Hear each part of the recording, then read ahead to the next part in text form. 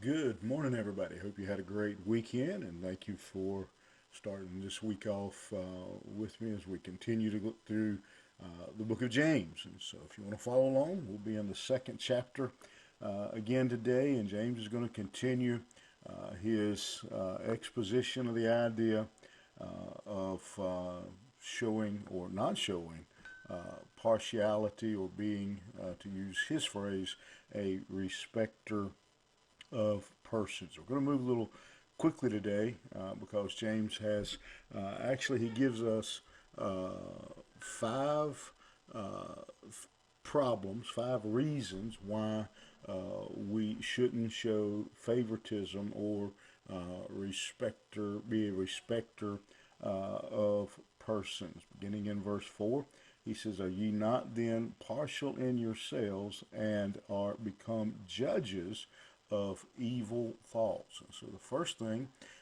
James mentions here is that when we show favoritism, when we have any respect of a person because of their position or their wealth, he says we have set ourselves up as a judge. We are judging them. We have set ourselves up as a God. And so obviously, then that is wrong. Only God decides a man's position, a status, and whether or not he is pleasing. It's not our job to to do that. We're taking over the job, trying to take over the job of God.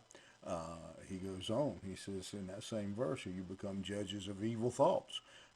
He says, have you, are you, you're judging people when we judge people. When we do it, we typically are going to be doing it on their clothes. We saw that in the example. If a man comes in with a gold ring, he says, so we're judging based on the outward things, and we're not qualified.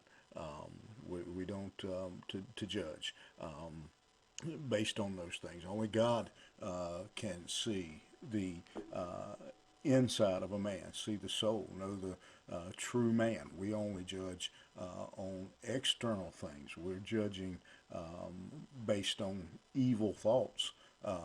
He says we're based on judging based on what we value, and so we're just wrong when we do that.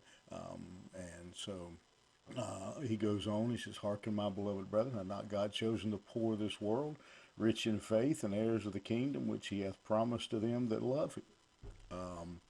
God has chosen. He says, God loves the poor and the lowly, just like the wealthy.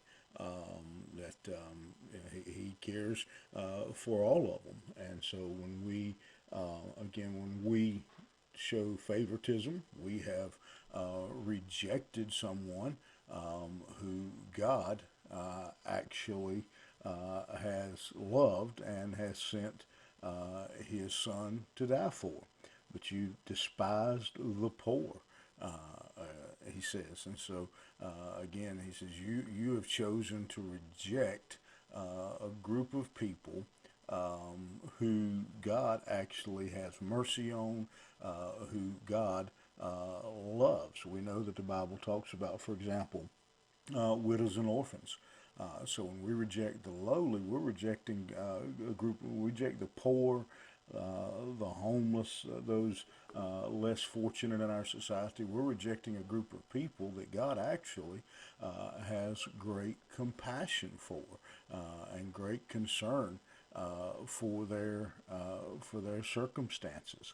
"Do not rich men oppress you and draw you before the judgment seats?" And so, do they blaspheme that worthy name by which you are called?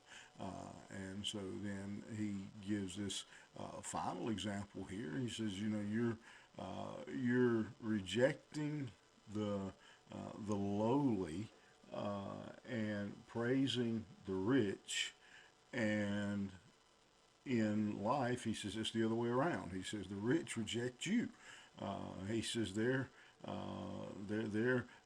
oppressing you. They're taking advantage of you, and ultimately, he says he says many times they're the ones you're praising are the ones who are rejecting the name of Christ. And so, why would you show partiality to those types of people over anyone else? And again, this we could make a list of the issues of the poor as well. I'm sure, but why would we show partiality to anyone? Is what James is driving at. Why would we choose any group of people based on any factor, race, culture, financial standing, whatever, and show partiality to them?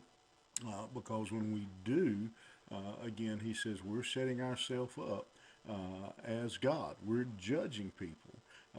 And worse, we're ranking people and we're judging people who God loves, who God has compassion for.